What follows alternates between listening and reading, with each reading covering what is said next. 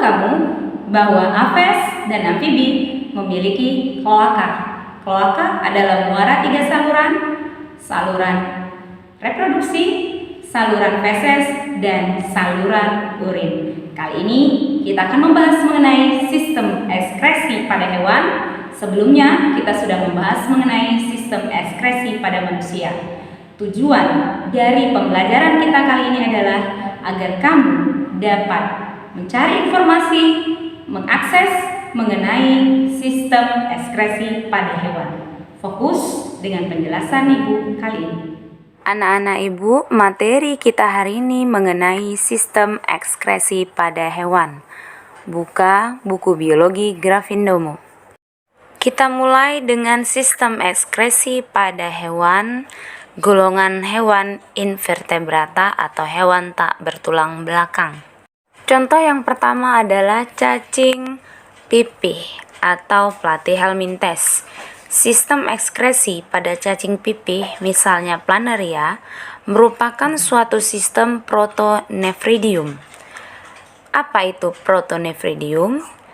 Protonefridium merupakan suatu sistem yang tersusun atas 2 saluran longitudinal yang memanjang sejajar pada tiap bagian lateral tubuh. Dari saluran tersebut terbentuk banyak cabang ke seluruh bagian tubuh cacing. Nah, pada setiap cabang berakhir pada sel-sel api atau solenosid, beserta salurannya disebut protonefridium.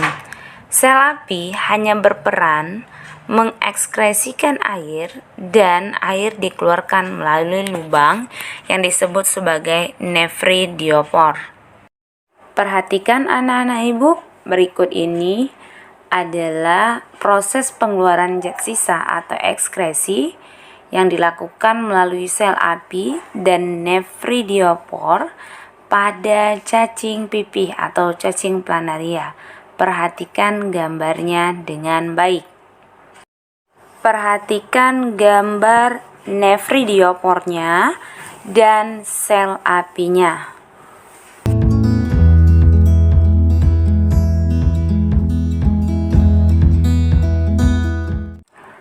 Tiap sel api mempunyai beberapa flagela yang gerakannya seperti gerakan api lilin.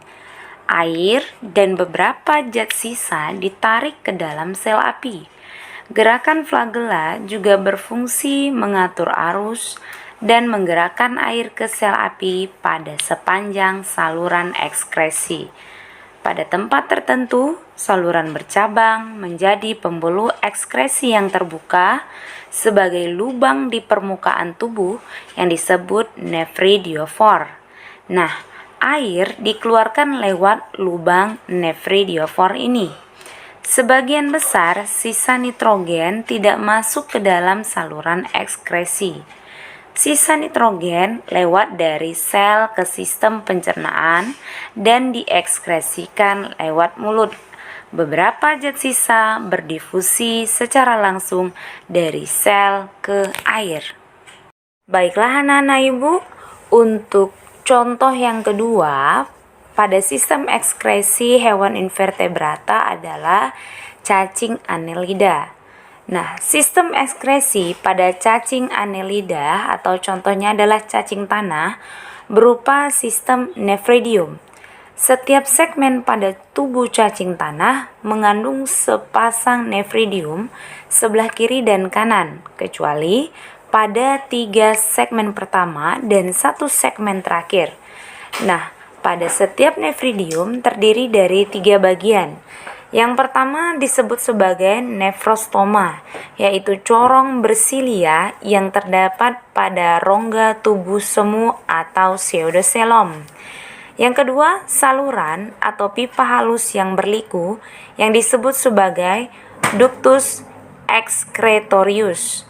Bagian akhir dari saluran ini membesar dan ujung akhir saluran ini berakhir pada nefridiopor atau lubang nefridia.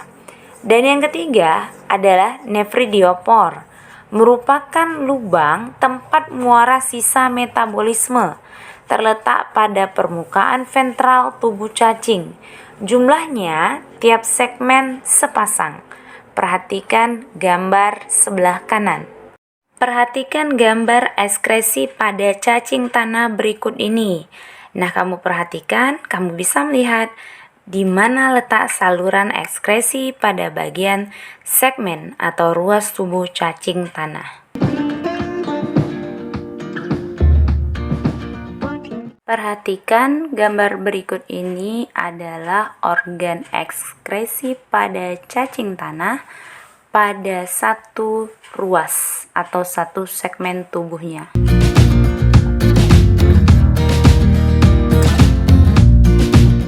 Contoh hewan yang ketiga adalah belalang. Organ ekskresi pada belalang disebut sebagai tubulus malpighi atau buluh malpighi. Perhatikan gambar dengan baik. Alat ekskresi pada belalang adalah pembuluh malpighi, yaitu alat pengeluaran yang berfungsi sebagai ginjal pada vertebrata. Pembuluh malpighi berupa kumpulan benang halus yang berwarna putih kekuningan dan pangkalnya melekat pada pangkal dinding usus. Di samping pembuluh malpighi, serangga juga memiliki sistem trakea untuk mengeluarkan zat sisa hasil oksidasi yang berupa karbon dioksida. Sistem trakea ini berfungsi seperti paru-paru pada vertebrata. Contoh terakhir dari sistem ekskresi hewan invertebrata adalah udang. Kamu perhatikan, kelenjar antena berfungsi mengontrol volume atau tekanan cairan internal dan ion. Sel kelenjar antena berfungsi untuk ekskresi dan reabsorpsi selektif. Squamossae untuk memfilter darah dan nephrosid dalam sumbu insang dan menempel pada kaki. Perhatikan gambar anatomi udang berikut ini. Pada prinsipnya, organ ekskresi pada udang adalah kelenjar hijau. Nah, letak kelenjar hijau itu posisinya adalah di bagian kepala udang, di dekat bagian antena. Perhatikan gambar dengan baik.